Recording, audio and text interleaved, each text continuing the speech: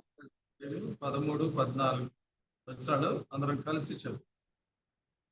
నీ చిగురులు దాడిమ్మ వనము, వింతైన శ్రేష్ఠ ఫల వృక్షములు, కర్పూర వృక్షములు, జటమాంసీ వృక్షములు, జటమాంసియు, కుంకుమయు, నిమ్మగడ్డియు, దాగుపట్టియు, వివిధమైన పరిమళ తైల వృక్షములు, గోపురసములు, అగరు వృక్షములు, నానా విధమైన శ్రేష్ఠ పరిమళ. ప్రభు సహాయ కొరకు ప్రార్థన. పరిశుద్ధుడైన తండ్రి, ప్రేమ కలిగిన దేవ, నీ వాక్యాన్ని మేము చదువుతుండగా ప్రభా, నీ వాక్య భాగాల ద్వారా మాతో మాట్లాడండి. వినగలిగే చెవి, గ్రహించగలిగే మనస్సు, వాక్యానికి లోబడే మనస్సు అందరికీ దయచేయండి. నిష్ప్రయోజకుని చేతగానే నన్ను మీ నోటు బోరుగా వాడుకో. యేసయ్య నామములో ప్రార్థిస్తున్నాను తండ్రి. పరమ గీతాల్లో మనం గత కొన్ని వారాలుగా చదువుతూ వస్తున్నాం. ఈ 13వ వచనంలో నీ చిగురులు దాడిమ్మ వనం, వింతైన శ్రేష్ఠ ఫల వృక్షము. వింతైన శ్రేష్ఠ ఫల వృక్షములు బైబిల్ గ్రంథంలో మనం చూసినట్లయితే ఈ ఫల వృక్షాల గురించి మనం చూసినట్లయితే దేవుడు భూమి మీద ఉంచిన ప్రతి చెట్టు కూడా తన ఫలాలను ఇస్తూ ఏది కూడా అది ఎప్పుడు కూడా అనుభవించదు కదండి. ఓ పనస చెట్టు ఉందనుకోండి, ఆ పనసకాయలు ఎన్నో కాయలు కాస్తూ ఉంటది. ఇవన్నీ నేనే కాసిన కాయలు కదా, నేను ఒక కాయ తిందామని అనుకోతుంది. అది ఎప్పుడు ఎలా ఉంటది, ఆ ఫలాలన్నీ మనకి ఇస్తూనే ఉంటది, మనం తింటూనే ఉంటాం. అలాగే మామిడి చెట్టు అయినా కూడా మనం చూస్తూ ఉంటాం, అది తన ఫలాలని మనకి ఎప్పుడు ఇస్తూనే ఉంటది. ఎప్పుడు కూడా అది తన ఫలాలని అది తినదు కదండి. అయితే మానవుడు ఒక్కడే దేవుడిచ్చిన అన్ని తింటూ మానవుడికి ఎప్పుడు కూడా దేవుడికి ఒక మంచి ఫలాలు ఫలించేవారుగా జీవితాలు గడుపుతూ ఉంటారు. కనుక ఇక్కడ ఏమంటాడంటే నీ చిగురులు దాడిమ్మ వనము, వింతైన శ్రేష్ఠ ఫల వృక్షములు. వింతైన శ్రేష్ఠ ఫల వృక్షములు. వింతైన అంటే వింత అంటే ఏంటంటే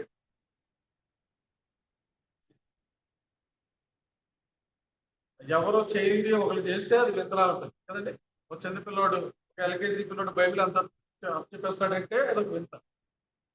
చాలా పెద్ద వయసు ఉన్న వాళ్ళు లేదంటే ఒక పెద్ద పెద్ద సేవకులు బైబిల్ అంతా చూస్తారంటే అది పెద్దగా గొప్ప అనుకో అక్కర్లేదు. కానీ ఒక చిన్నపిల్లడు చెప్పేస్తాడంటే అది వింతగంతేమో ఉంటాం. ఇక్కడ దేవుడు చెప్తున్న మాటలు వింతైన శ్రేష్ఠ ఫల వృక్షములు అంటే, వింత అంటే ఏంటంటే దేవుని వాక్యం విన్నప్పుడు ఒక పాపి మారి తన జీవితాన్ని దేవునికి ఒక ఫలంగా ఇవ్వడం వింతగా ఉంటుంది. కనుకనే వాక్యంలో మనం చూసినట్లయితే, బైబిల్ గ్రంథంలో మనం చూసినట్లయితే దావీదు ఒక వ్యక్తి గురించి మాట ఉపయోగిస్తూ ఉంటాడు, వింత అనే మాట ఉపయోగిస్తూ ఉంటాడు. చూడండి ఎవరి గురించి అంటే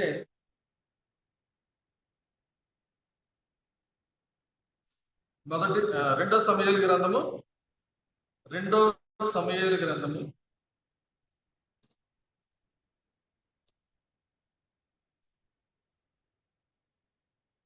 1వ అధ్యాయము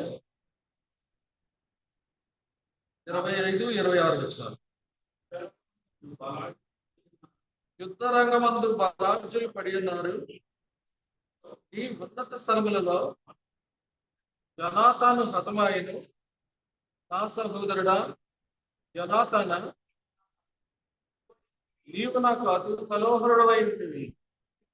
నీ నిమిత్తము నేను బహుశోకము నందుచున్నాను.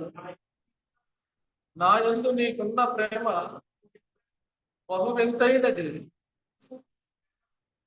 స్త్రీలు చూపు ప్రేమ కంటే అది అధికమైనది. చూసినట్టయితే ఒక వ్యక్తిలో ఉన్న ప్రేమ గురించి చెప్తున్నాడు. ఒక స్త్రీని పురుషుడు ప్రేమించడం, పురుషుని స్త్రీ ప్రేమించడం, అది చాలా వాళ్ళ జీవితాల్లో వాళ్ళు ఏమనుకుంటారంటే వాళ్ళకున్నంత సంతోషంకి ఎవరితో లేదన్నట్టుగా ఉంటా ఉంటారు. కానీ ఒక పురుషుడు ఒక పురుషుని దగ్గర ఎలాంటి ప్రేమ పొందుతున్నాడంటే, చూడండి ఏమంటాడు, నా యందు నీకున్న ప్రేమ బహు వింతైనది, స్త్రీలు చూపు ప్రేమ కంటే అది అధికమైనది. ఎందుకు ఈ ప్రేమ గురించి ఎంత చెప్తున్నాడు దావీదు అంటే, ఈ యోనాతాను యొక్క తండ్రి ఎలాంటి వాడండి? ఎవరు యోనాతాను యొక్క తండ్రి? సౌలు. సౌలు ఎలాంటి వాడంటే చూడండి, జనాతాన్ని పిలిచి ఏమని అంటాడంటే,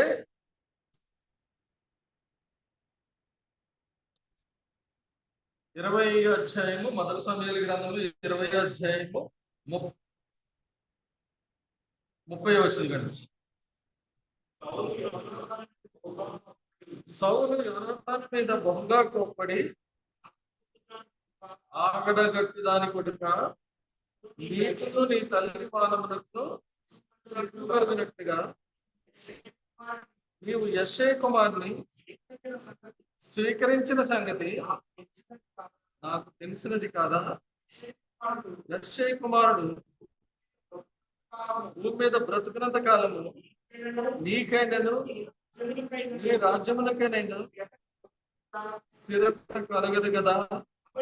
కాబట్టి నీవు వర్తమానము పంపి అతన్ని నా దగ్గరికి రప్పించును. నిజముగా అతను మరణమునకు అర్హుడని చెప్పి అంతటా యోనాతాను అతడు ఎందుకు మరణ శిక్షణ అందవలను అతడు ఏమి చేసినట్టు సౌలును అడుగగా, సౌలు అతని పొడవలని ఈట విసిరండి, అందువలన తన తండ్రి దావీదును చంపాలని ఉద్దేశం కలిగి ఉన్నాడని యోనాతాను తెలుసుకుని అత్యాగ్రహుడై వాళ్ళ యుద్ధండి లేచి తన తండ్రి దావీదును అవమానపరిచినందున అతని నిమిత్తము దుఃఖాక్రాంతుడై అనావశ్యకమైన మన్నాడు భోజనం చేయి. ఎలాంటి ప్రేమ అంటే, అసలు తండ్రి చెప్తున్న మాటలు కొడుకు వింటే ఆ కొడుకు ఏమనిపిస్తుంది? నా తండ్రి ఎంత ప్రేమ కలిగినాడు, తన తర్వాత రాజుగా నేను ఉండాలని చెప్పి ఎంత ఆశపడుతున్నాడు, నా తండ్రి ప్రేమ ఎంత మంచిది అని చెప్పేసి ఆ తండ్రిని ప్రేమించాలి కదండి. కానీ నా తండ్రి హృదయం చాలా పనికి మాలిది, వాడు మంచోడు కాదని చెప్పి దావీదు గ్రహించి, యోనాతాను గ్రహించి ఏం చేస్తున్నాడు? దావీదుని ప్రేమిస్తున్నాడు. ప్రేమించి ఏం చేశాడంటే, దావీదు యొక్క మనసును ఎరిగిన యోనాతాను చూడండి ఏం చెప్తున్నాడు. 23 అధ్యాయం 14 నుంచి. అయితే దావీదు అరణ్యములో నీ కొండ స్థలముల యందు జీపాను అరణ్యమున ఒక పర్వతమందును నివాసము చేయుచుండెను. సౌలు అనుదినము అతనిని వెతికినను దేవుడు సౌలు చేతికి అతన్ని అప్పగించలేదు. తన ప్రాణము తీటకి సౌలు బయలుదేరినని తెలుసుకొని దావీదు జీపు అరణ్యంలో ఒక వనమున దిగాను. అప్పుడు సమాలుడైన యోనాతాను లేచి వనములో ఉన్న దావీదును వచ్చి, నా తండ్రి అయిన సౌలు నిన్ను పట్టుకొన జాలడు, నీవు భయపడ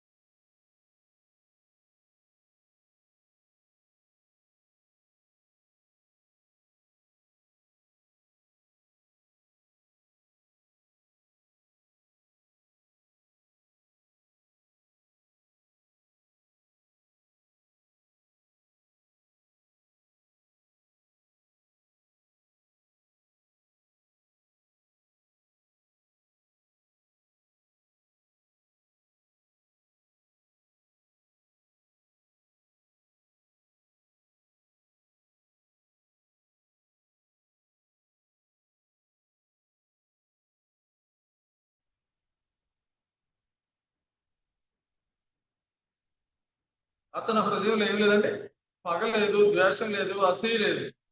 వీళ్ళ ఇన్ని ఎంత బాధ పెట్టారు, గుంటలో తొలిసారు, తీశారు, మళ్ళీ బానిసగా అమ్మేశారు, జైల్లో పెట్టారు, ఎన్నో రకాల అవమానాలు పొందాడు.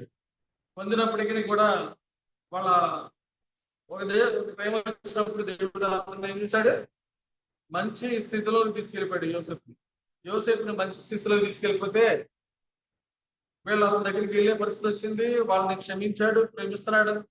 అయినా కొద్ది రోజులు అయినప్పటికీ యాకోబు చచ్చిపోతే ఈ చెడు హృదయం కలిగిన వ్యక్తులు ఎలా ఉన్నారంటే, మళ్ళీ చూడండి, ఆదికాండము 50 అధ్యాయము 15 వచనం. యోసేపు సహోదరులు తమ తండ్రి మృతి పొందుట చూచి, ఒకవేళ యోసేపు మన యందు పగబట్టి మనం అతనికి చేసిన కీడంతటి చొప్పున నిక్షేపంగా మనకి కీడు జరిగించాలనుకుని, చూసినట్టయితే చూడండి, చెడుతో నింపబడిన హృదయాలు ఎప్పటికీ కూడా కడగబడవై ఆ భయము, ఆ ఆందోళన అట్లా ఉంటూనే ఉంటది. కానీ యోసేపు వీళ్ళు ఇలాగ అనుకుని యోసేపు దగ్గరికి వర్తమానం పంపిస్తున్నారు. చూడండి, ఏమైనా వర్తమానం పంపిస్తారు, నీ తండ్రి తాను చావు మునుపు ఆజ్ఞాపించినది ఏమనగా, మీరు యోసేపుతో నీ సహోదరులు నీకు కీడు చేసిన గనుక దయచేసి వారి అపరాధమును, వారి పాపమును క్షమించమని అతనితో చెప్పాను. కాబట్టి దయచేసి నీ తండ్రి దేవుని దాసుల అపరాధము క్షమించమనేది వారి యోసేపుతో మాట్లాడుచుండగా అతడు ఏడ్చెను. మరి అతని సహోదరుడికి పోయి అతను ఎదుట సాగిలపడి, ఇదిగో మేము నీకు దాసులమని చెప్పగా, యోసేపు భయపడకుడి, నేను దేవుని స్థానమందున్నానా, మీరు నాకు నేటి చేయని ఉద్దేశించితే గాని నేటి దినమున జరుగుతున్నట్టు అనగా ఒక ప్రజలను బ్రతికించినట్లుగా అది దేవుడు ఉద్దేశించాను. కాబట్టి మీరు భయపడకుడి, నేను మిమ్మును మీ పిల్లలను పోషించుటకు చెప్పి వారిని ఆదరించి వారితో ప్రీతిగా మాట్లాడింది. చూసినట్టయితే ఎలాంటి ప్రేమ చూపిస్తున్నాడు అక్కడ మనకు కనబడుతుంది.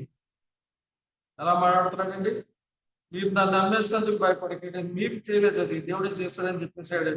తర్వాత ఏమన్నాడండి, కాబట్టి భయపడకుడి, నేను మిమ్మల్ని మీ పిల్లలను పోషించేదని చెప్పి వారిని ఆదరించి వారితో ప్రీతిగా మాట్లాడేది. 1 కొరింథీ పత్రికలో పౌలు రాస్తున్నాడు, 13వ అధ్యాయము 13వ వచనం చూడండి, మనందరికీ తెలిసిన వాక్యమే.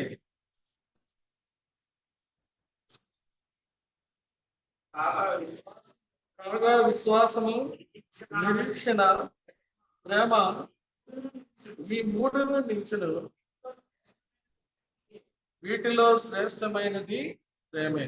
కనుక మనం ఎలాంటి ఫలాలు ఫలించాలని చెప్పి దేవుడు ఆశపడుతున్నాడంటే, శ్రేష్ఠ ఫలములు ఫలించాలని చెప్పి మన దగ్గర నుంచి దేవుడు ఆశపడుతున్నాడు. నీచు గురులు, దానిమ్మ వనము, వింతైన శ్రేష్ఠ ఫల వృక్షములు. కనుక వింతైన శ్రేష్ఠ ఫల వృక్షాలు అంటే భూమి మీద దేవుడు ఇచ్చిన ఫల వృక్షాలు అన్ని కూడా నేటి దినం వరకు అన్ని కూడా ఆయన ఎలాగా ఒక మామిడి చెట్టు వేసాడు అనుకోండి, ఆ మామిడి చెట్టు కూడా నేను ఇన్ని కాయలు కాస్తాను కదా, నేను కాయ తిందామని అనుకోవడానికి అనుకుంటుందండి. అలాగే అనుకుంటే ఒక కాయ కూడా మనకి కదండి. అన్ని కాయలు కాస్తాయి, అన్ని మనకి ఇచ్చేస్తాయి, అన్ని మనం తినేస్తాం. పనసకాయలు తింటాం, మామిడికాయలు తింటాం. ఏ రోజైనా దేవుడు ఇంత మంచి చెట్టు ఇచ్చాడు, మంచి చెట్టు ఇంత మంచి ఫలాలు కాస్తున్నాయి, దేవుడు ఎంత మంచివాడు, నాకు ఇంత మంచి ఫలాలు ఇచ్చాడని ఎప్పుడైనా తెలుస్తామండి మనం? చెట్టు గురించి ఎప్పుడు ఆలోచించు కదండి. దాని గురించి ఆలోచన ఉండదు, తినేయడమే మర్చిపోవడమే మన లక్ష్యం కదండి. కానీ దేవుడు సృజించిన ప్రతి మనిషి కూడా తన ఫలాలు ఫలించాలని చెప్పి ఆశపడుతున్నాడు. కనుకనే మనం చూస్తూ ఉంటాం, మత్తయి సువార్త 3వ అధ్యాయంలో 3వ అధ్యాయము 3 నుంచి చూడండి, అక్కడ ఏం రాస్తాడంటే, కొంతమంది ప్రభు మార్గమును సిద్ధపరచుడి, ఆయన త్రోవలు సరళం చేయడని అరణ్యములో కేకవి ఒక నిశ్శబ్దమని ప్రవక్త అయిన యెషయా ద్వారా చెప్పబడిన వాడితడే. ఈ యోహాను ఒంటె రోగముల వస్త్రమును మనుషుడు ధరించుకున్నవాడు, మిడతలను అడుగుతీనైన అతని ఆహారం.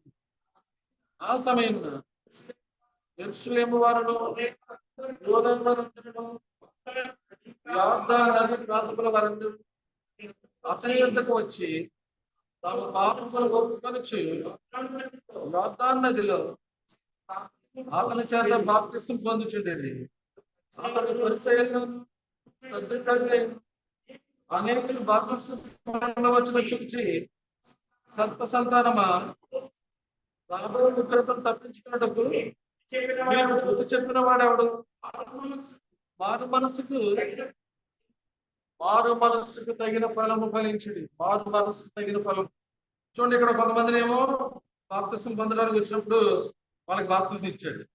మరి పరిసయ్యులను సద్దుకైలోను అనేకులు బాప్తిసం పొందవచ్చుట చూసి, సర్ప సంతానమా, రాబో ఉగ్రతను తప్పించుకున్నటకు మీకు బుద్ధి చెప్పిన వాడెవడు? మారు మనసు తగిన ఫలము. వీళ్ళు మారు మనసు లేకుండా వస్తున్నారు బాప్తిసం తీసుకుంటారు. కొంతమంది మారు మనసు లేకుండా బాప్తిసం తీసుకుంటారు. వాళ్ళ జీవితాలు ఎప్పుడు మారవు. వాళ్ళ వలన ఇతరులకు కూడా నష్టమే తప్ప ఏమీ ఉపయోగం. మారు మనసు తగిన ఫలాలు ఫలిస్తేనే ఉపయోగం కదండి. ఎలాంటి వాళ్ళు బాప్తిసం ఇస్తున్నాడు వీళ్ళకి? చెప్పండి, ఆయన పరిస్థితి ఎలాంటిదంట?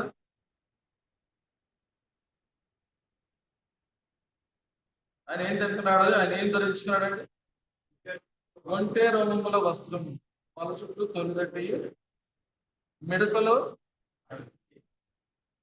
తినేవాళ్ళు మనకు కనబడితే మనం ఏమనుకుంటాం? చెప్పండి, చెప్పే మాట మనం బాబు ఇంటికి తీసుకురాం లేదనుకుంటాం కదండి. ఆయన చెప్పే మాట యథార్థమైంది అని చెప్పి వాళ్ళు గ్రహించినట్టు దేవుడు చేస్తాడు. అర్థమైందండి. ఇప్పుడు ఎలాంటి మనుషులు ఎవరైనా మనకు కనపడాలనుకుంటే వాళ్ళు చెప్పే మాటలు మనం ఉంటాం ఇప్పుడు పరిస్థితుల్లో వినం మనం కదండి. కానీ అప్పుడు విన్నారంటే కారణం ఏంటి? ఆయన చెప్తున్న వాటిలో జీవం ఉందని చెప్పి గ్రహించారు. అర్థమైందండి. ఒక వ్యక్తి దేవుని వాక్యం చెప్తే అందులోంచి మనుషులకు ఏం రావాలంటే మార్పు కనపడుతూ ఉంటారు. కనుకనే ఇక్కడ మనం చదువుకున్న వచనంలో శ్రేష్ఠ ఫల వృక్షం అంటే శ్రేష్టమైన ఫలాలు మనం ఫలించాలని చెప్పి దేవుడు మనల్ని ఏం చేస్తున్నాడు? దేవుడు తీసుకొస్తున్నాడు. దేవుడు శ్రేష్ఠ ఫలాలు మనకి ఇచ్చే ముందు ఏం చేస్తున్నాడు అంటే వాక్యాన్ని వినిపిస్తున్నాడు. ఆయన ఎలాంటి దేవుడో చెప్తున్నాడు. చూడండి, యెషయా గ్రంథము 45వ అధ్యాయము 7-8 వచనాలు చదవండి.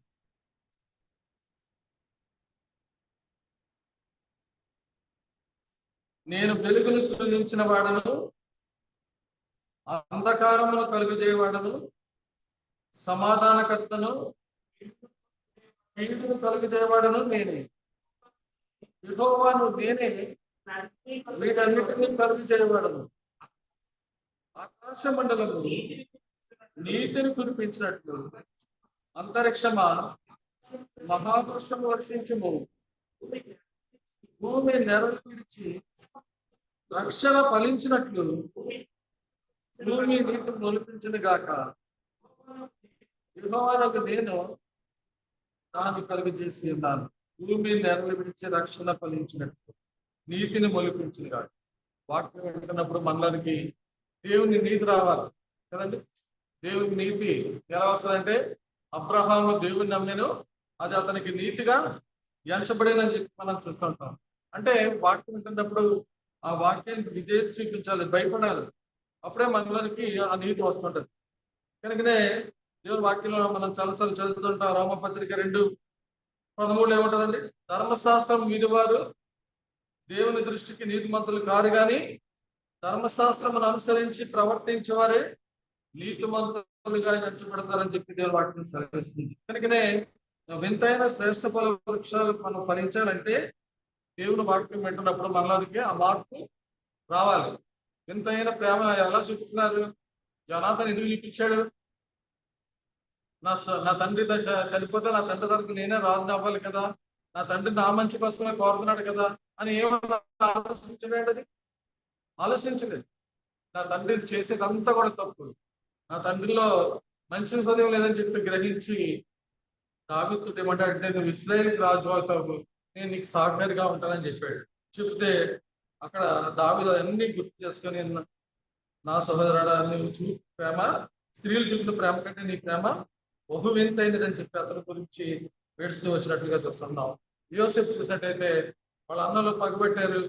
పగబట్టిన వాళ్ళని ఎన్నో సంవత్సరాల నుంచి పోషిస్తున్నప్పటికీ కూడా వాళ్ళు ఏమంటారు, వాళ్ళ తండ్రి చనిపోయేటప్పటికి ఇప్పుడు మన మీద పగబడతాడేమో. అంటే చెడుతో నింపబడిన హృదయం ఎప్పుడు కూడా ఏమంటే చెడునే ఆలోచిస్తారు తప్ప మంచి రాదు అందులో. కనుకనే వాక్యం ఏం చేయాలి, చెడు అంతా బయటకు పోవాలి. అందుకనే ఇర్మియా గ్రంథంలో 4:14 ఏమని రాయబడిందో చూడండి. ఇర్మియా 4:14. యెరూషలేమా, నీవు రక్షింపబడినట్లు నీ హృదయములో నుండి చెడుతనమును కడిగి వేసుకును.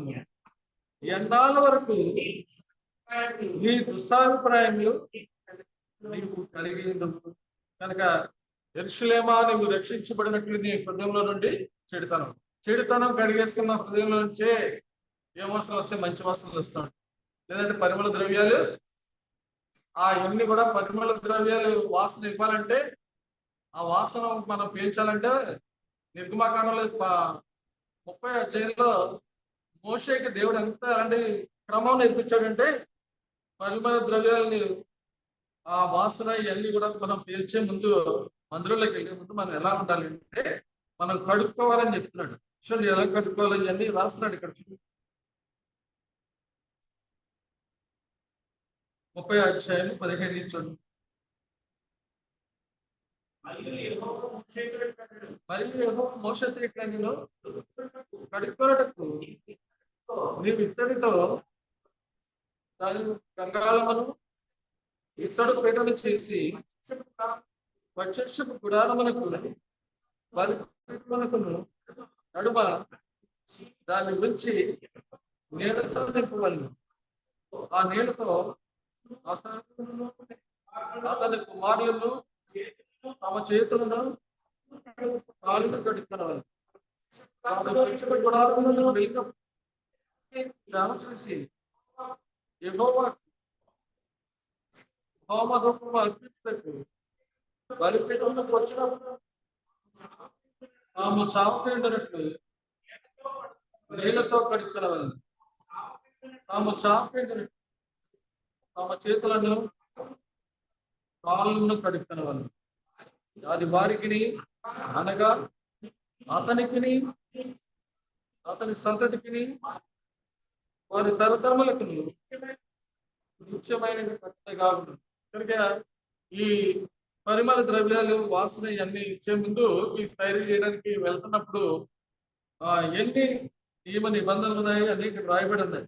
34 నుంచి మనం చూసినట్టయితే మనకి చదవం బ్రదర్. మరి యెహోవా మోషేతో ఇట్లా, నేను నీవు పరిమళ ద్రవ్యము అనగా జటామాంసి, గోపి చందనము, గంధపు చక్రాలను, ఈ పరిమళ ద్రవ్యములను స్వచ్ఛమైన సాంబ్రాణి సమభాగములుగా తీసుకొని వాటితో ధూపద్రవ్యములు చేయవలెను. సుగంధ ద్రవ్యం మేలుకుని పని చొప్పున కలుపుబడి కలిగి స్వచ్ఛమైనది పరిశుద్ధమైన సుగంధ ధూప సంభారం దానిలో కొంచెం పొడి చేసి నేను నిన్ను కలుసుకొను రక్షించపు గుడారంలోనికి సాక్ష్యపు మందస్సు ఎదుట దాన్ని ఉంచవలను. అది మీకు అతి పరిశుద్ధముగా ఉండవలను. నీవు చేయవలసిన ఆ ధూప ద్రవ్యమును దాని మేళం చొప్పున ఈ నిమిత్తము మీరు చేసుకోనకూడదు. అది యెహోవాకు ప్రసిద్ధమైనదిగా ఎంచవలను. దాని వాసన చీల్చుటకు దాని ఉనికి చేయవాడు తన ప్రజల నుండి పుట్టింది. ఈ పరిమళ ద్రవ్యాలు తయారు చేసేవాళ్ళు కూడా ఎలా ఉంటారన్నా చెప్తున్నాడు. పరిమళ ద్రవ్యాలు చేసుకుని అయ్యి మనం చాలా బాగుంది కదా, ఈ వాసన మనం పేల్చొచ్చు కదా అని అనుకోవడానికి లేదు. అది దేవుడు చెప్తున్నాడు. అసలు నర శరీరానికి తగలకూడదని చెప్పి వాక్యంలో రాయబడింది. చూడండి 31వ వచనం కానీ చూడండి. ఇదే మరియు నీవు ఇశ్రాయేలుతో ఇది మీ తరతరములకు నాకు ప్రతిష్టాభిషేక తైలమై ఉండవలను. దాని నర శరీరం మీద పోయకూడదు. దాని బేలం చెప్పిన దానిలో దేని చేయకూడదు. అది ప్రతిష్ఠితమైనది. అది మీకు ప్రతిష్టమైనదిగా ఉండగలదు. దాని వంటి కరిపాడును అన్ని మీద దాని పొడివాడును తన ప్రజల్లో నుండి. చూడండి అన్ని ఎందుకు చదువుతున్నాయంటే ఈ పరిమళ ద్రవ్యాలు అది కేవలం దేవుని మందిరంలో ఉపయోగించాలి. అది దేవునికి మాత్రమే ఉపయోగించాలి. ఇది నర శరీరం మీద పోయకూడదని చెప్తున్నాడు. అంజునికి మీద అసలు పోయకూడదని చెప్తున్నాడు. అది మన కొరకు ఒకటి చేసుకోకూడదంట. ఇది బాగుంది కదా, ఇది మంచి వాసన వస్తుంది కదా అని చెప్పేసి చూడండి ఇక్కడ 37 ఏమన్నాడు, నువ్వు చేయవలసిన ధూప ద్రవ్యమును దాని బేలు చెప్పున మీ నిమిత్తం మీరు చేసుకోకూడదు. మనకు ఇది చాలా బాగుంది కదా అని మనం ఇంట్లో చూపించుకున్నాం అని చెప్పి చేసుకోకూడదు అంట. తర్వాత 38వ వచనం ఏమంటాడు, దాని వాసన చూచుటకు దాని వంటిది చేయవాడు తన ప్రజల్లో నుండి కొట్టివేవు. దాని వాసన కూడా చూడకూడదు. మరి ఎప్పుడు చూడాలి? ఈ పరిమళ ద్రవ్యాలు ఎప్పటికప్పుడు వాసన వస్తాయి కదా. అంటే ఎవరు తయారు చేయాలి, తయారు చేసిన తర్వాత ఎవరికి వాడాలన్నది దేవుని యొక్క నియమం ఉంది. కనుకనే ఈ నియమాన్ని ఈ మొదటి దినవృత్తాంతాల గ్రంథంలో మనం చూసినట్లయితే ఇది యాజకుల యొక్క కుమారులో కొంతమందికి ఈ పనిని దేవుడు అప్పగించాడు. చూడండి మొదటి దినవృత్తాంతాల గ్రంథము 9వ అధ్యాయము 31-32.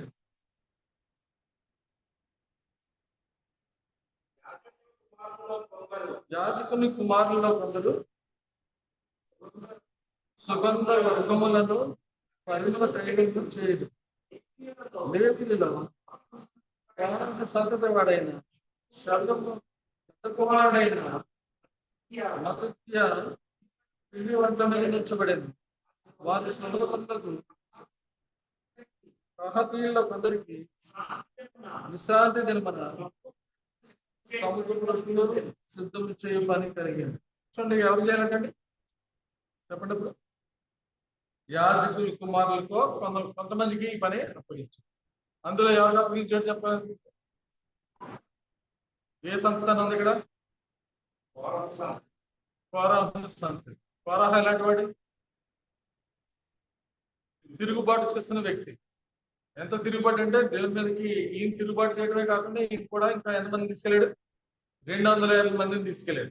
250 మందిని తీసుకుని దేవునికి మోషేకి అహరోనుకి విరోధంగా పోగుపడుతున్నప్పుడు అప్పుడు దేవుడు ఏం చెప్పాడంటే, నేను వీళ్ళని చంపేస్తాను, సర్వ సమాజాన్ని కూడా చంపేస్తాను అన్నాడు దేవుడు. ఏంటి? వీళ్ళిద్దరూ కోరాహు దాతన అభిరాములు వీళ్ళు తప్పు చేస్తే 43వ వచనం 250 మంది తప్పు చేస్తే వాళ్ళని చంపేస్తే పర్వాలేదు కానీ ప్రభా వీళ్ళంతా ఎందుకు చంపేస్తాం అని చెప్పేసి మోషే ఏం చేశాడు, అక్కడ సాగిలి పడినట్లుగా వాక్యంలో మనం చూస్తుంటాం. సంఖ్యాకాండం 16 అధ్యాయంలో మనం చూసినట్లయితే సంఖ్యాకాండం 16 అధ్యాయంలో ఈ 250 మంది పోగుపెడితే దేవుడు చెప్తున్నాడు, నేను సర్వ సమాజానికి పోగుబడిన వాళ్ళు అందరినీ చంపేస్తాను క్షణాలు అన్నట్టు. చూడండి 19వ వచనంలో చూసినట్లయితే ప్రత్యక్ష గుడారం యొక్క ద్వారముల సర్వ సమాజము వారికి చేయగా యెహోవా మహిమ సర్వ సమాజములకు కనబడను. అప్పుడు యెహోవా మీరు సమాజంలోకి అవతల వెళ్ళి క్షణములో నేను వారిని కాల్చివేదనని మోషే అహరోనుతో చెప్పగా వారు సైకిల్ పడి సమస్త శరీరాత్మలకు ఈ ఒక్కడు పాపం చేసినందున సమస్త సమాజం మీద కోపపడదు అని వేడుకు. కనుక దేవుడు ఏం చేశాడంటే మోషే ప్రార్థన విని మొత్తం అందరి మీదకి రావాల్సిన ఉగ్రతనే ఆపు చేసింది. అసలు వీళ్ళందరూ సమాజం మీదకి ఎందుకు ప్రభా, వీళ్ళు గుర్తు చేస్తే వీళ్ళందరి మీద బ్రతుకుతానంటున్నాం అని చెప్పి దేవుడి దగ్గర మోషే ప్రార్థన చేస్తే దేవుడు ఏం చేశాడు? ఆ ప్రార్థన విన్నాడు. కనుక విని ఏం చేశాడు? 32వ వచనం చూడండి. భూమి తన నోరు తెరిచి వారిని వారి సంబంధాలు వారి సంబంధం మీకు వేస్తున్నాం. వారి సంబంధాలు అందరూ ప్రాణంతో పాతాళంలో కూలిరి. భూమి వారిని మిగిలివేసెను. వారి సమాజంలో నశించిరి. వారి చుట్టూనున్న ఇశ్రాయేలీయులు అందరూ వారి ఘోష విని భూమి అనుకొని పారిపోయి. చూడండి ఇలా పారిపోయి. ఎవరు చెప్పారు ఇప్పుడు చెప్పండి? వీళ్ళందరూ ఇప్పుడు ఎవరు చెప్పినట్టు? దేవుడే చెప్పాడు కదండి. కానీ కొద్ది రోజులకి మళ్ళీ ఇంకెంత కాదు, కొన్ని రోజులకి మళ్ళీ ఏమన్నారు చూడండి. 41వ వచనంలోకి వచ్చినప్పటికి మరునాడు ఇశ్రాయేలు సర్వ సమాజము మోషే అహరోనులకు విరోధంగా సన్నిహించు. వీరు యెహోవా ప్రజలను చంపుతారని చెప్పి సమాజము మోషే అహరోనులకు విరోధంగా కూడింది. వారు ప్రత్యక్ష గుడారం వైపు తిరిగి చూడగా ఆ మేఘం దాన్ని కమ్మెను. యెహోవా మహిమయు కనబడెను. మోషే అహరోనులు ప్రత్యక్ష గుడారం వద్దకు రాగా యెహోవా, మీరు ఈ సమాజం మధ్య నుండి తొలగిపోడి, క్షణంలో నేను వారిని నశింపజేయుదునని మోషేకు సెలవీయగా వారు సాగి. చూడండి ఇక్కడ ఎవరు చంపేశారని చెప్తున్నారండి? మీరు యెహోవా ప్రజలను చంపి. చూడండి వీళ్ళు అనే మాటలు ఎలా ఉన్నాయంటే, మరునాడు ఇశ్రాయేలు సర్వ సమాజము మోషే అహరోనులకు విరోధంగా సనుగుచు మీరు యెహోవా ప్రజలను చంపారు. చంపిన వాళ్ళు ఎవరు? దేవుడు. కానీ వీళ్ళేమన్నారు? మోషే అహరోనులు చంపేశారు. అంటే వీళ్ళని దేవుడు సర్వ సమాజం యొక్క మనసుని కూడా దేవుడికి తెలుసు. కనుకనే చూడండి ఇక్కడ ఏం చేస్తున్నాడంటే, ఇప్పుడు 48వ వచనం కానీ చూడండి. అతడు చచ్చిన వారికి బ్రతికిన వారికి మధ్యను నిలువబడగా తెగులు ఆగెను. కోరహు తిరుగుబాటున చనిపోయిన వారి కాక 14,700 మంది ఆ తెగులు చేత చూసినట్టయితే, అలాంటి సమయంలో కూడా కోరహ సంతతిలో ఒకడు దేవుని వాక్యానికి భయపడితే ఆ భయపడిన ఆ ఒక్క వ్యక్తిని దేవుడు తీసుకొచ్చి మళ్ళీ ఏం చేస్తున్నాడు? దేవుని పని కొరకు వాడుకుంటున్నాడు. దేవుడు ఎలాంటి పనిలో వాడుకున్నాడు? పరిమళ తైలము తయారు చేసే పనిలో వాడుకుంటాడు. సన్నిధి, దేవుని సన్నిధిలో సముఖపు రొట్టెలను సిద్ధం చేసే పనిలో వాళ్ళని ఎవరిని వాడుకుంటాడంటే దేవుడు వాక్యానికి భయపడిన వాళ్ళని, ఇదైతే చూపించిన వాళ్ళనే దేవుడు వాడుకుంటాడు. కనుకనే వాళ్ళ నుంచి ఏమొస్తుందంటే పరిమళ ద్రవ్య వాసన వస్తూ ఉంటది. కనుకనే ఇక్కడ మనం చదువుకున్న నిర్గమాకాండము 30వ అధ్యాయంలో 34వ వచనంలో ఏం చదవండి? మరియు యెహోవా మోషేతో ఇట్లా నీవు పరిమళ ద్రవ్యములను అనగా జటమాంసి, గోపి చందనము, గంధపు చెక్క అను ఈ పరిమళ ద్రవ్యములను స్వచ్ఛమైన సాంబ్రాన్ని సమమానములుగా తీసుకొని గోపి ద్రవ్యములను చేయవాలి. ఈ ఏంటంటే జటామాంసి ఇవన్నీ కూడా మంచి వృక్షాలు అన్నమాట. ఈ మంచి వాసనలు ఇస్తూ ఉంటాయి. ఈ జటామాంసి అనేది చాలా ఖరీదైంది. కనుకనే మనం వాక్యం మనం చాలాసార్లు చదువుతూ ఉంటాం కదండి. యేసుప్రభువారిని పాపతురాలైన స్త్రీ వచ్చినప్పుడు ఆమె ఎలాగ ఆనందించిందంటే చూడండి, మార్క్స్ వార్తలో రాస్తాడు. మార్క్స్ వార్త 14:3 చదవండి. ఆయన బేతనియలో కుష్ఠరోగి అయిన సీమోని ఇంట భోజనం కూర్చుండి ఉన్నప్పుడు ఒక స్త్రీ మిక్కిలి విలువ గల అచ్చ జటామాంసి అత్తరు గుడ్డి తీసుకుని వచ్చి ఆ అత్తరు పగలగొట్టి ఆ అత్తరు పోసింది. చూసినట్లయితే ఆ ఇదంతా విలువైందని చెప్పి మనం చూస్తున్నాం. ఎక్కడ తీసుకొచ్చి ఎవరికి ఇస్తుందండి? ఎవరికి వాడాలి? ఇందాక మనం చదువుకున్నాం, అది ఎవరికి పడితే అది వాళ్ళకి వాడుతాం. దాని వాసన ఎవరు పడితే వాళ్ళు పీల్చుకోరు. మరి ఎవరు పీల్చాలి, ఎప్పుడు పీల్చాలి అంటే దేవుడు కొన్ని మంచి కార్యాలు చేస్తున్నప్పుడు అక్కడ చూడండి, ఆయన చేసే అన్ని కూడా ఒక కుష్ఠరోగిని బాగు చేసినప్పుడు అది వాడినట్టుగా మనం చూస్తాం. తర్వాత యోహాను సువార్త 12వ అధ్యాయంలో చూడండి, యోహాను సువార్త 12వ అధ్యాయము మొదటి 3 వచనాలు. కాబట్టి యేసు తాను మృతుల్లో నుండి లేపిన లాజరున్న బేతనియకు పస్కా పండుగకు 6 దినముల ముందుగా వచ్చింది. అక్కడ వారు విందు చేసిరి. మార్త ఉపసారం చేశాను. లాజరు ఆయనతో కూడా భోజనము కూర్చున్న వారిలో ఒకడు. అప్పుడు మరియ మిక్కిలి విలువ గల అచ్చ జటామాంసి అతడు సేనార తీసుకొని యేసు పాదములకు పూసి తన తల వెంట్రుకలతో ఆయన పాదములు తుడిచింది. ఆ ఇల్లు అత్తర వాసనతో నిండేది. ఇక్కడ చూసినట్టయితే యేసు ప్రభువు ఎప్పుడు బేతనీకి వెళ్ళినా ఎవరింటికి వెళ్ళేవారు? మరియా మార్తల ఇంటికి వెళ్ళేవారు. వాళ్ళ ఇంట్లో ఇప్పుడు కూడా ఎవరు ఉండేవారు కాదు, లాజరు ఉండేవాడు కాదు. కనుక లాజరుకి దేవుడు ఏం చేశాడంటే వీడు మామూలుగా మంగుడు, కనుక వీటికి ఒక వ్యాధి పెట్టాలని చెప్పి ఒక వ్యాధి పెట్టిన తర్వాత ఆ వ్యాధి వచ్చింది. వాళ్ళ అక్క చెల్లెలు కబురం పేరు, ప్రభా నువ్వు ప్రేమించేవాడు రోగి అయి ఉన్నాడు అని చెప్పాడు. రోగి అయి ఉన్నాడు, నువ్వు వస్తే ప్రార్థన చేస్తే తగ్గిపోద్ది అనుకున్నాడు. కానీ ఆయన ఏం చేశాడు, వీడికి రోగం వచ్చినా పర్లేదు, కొంచెం రోజులు అలాగే ఉండమని చెప్పి తర్వాత మళ్ళీ 10 రోజులకి వచ్చింది కబురు, చనిపోయాడు ప్రభా అని చెప్పి కబురు. చనిపోయినా కూడా ఆయన వెళ్ళలేదు. అండ్ సమాధిలో పెట్టిన తర్వాత కూడా 3 రోజులు అయిన తర్వాత అప్పుడు వెళ్ళి లాజరు బయటికి రమ్మనగానే, సమాధిలో ఉన్నవాడు బయటికి రమ్మంటే ఉన్నవాళ్ళు అందరూ వస్తారు. అందుకనే దేవుడు ఏం చేశాడంటే పేరు పిలిపించాడు, లాజరు బయటికి రమ్మనగానే పేత వస్త్రముల చేత కట్టబడిన వాడు వెలుపలికి వచ్చాడు. ఆయన ఏం చెప్పారు అప్పుడు?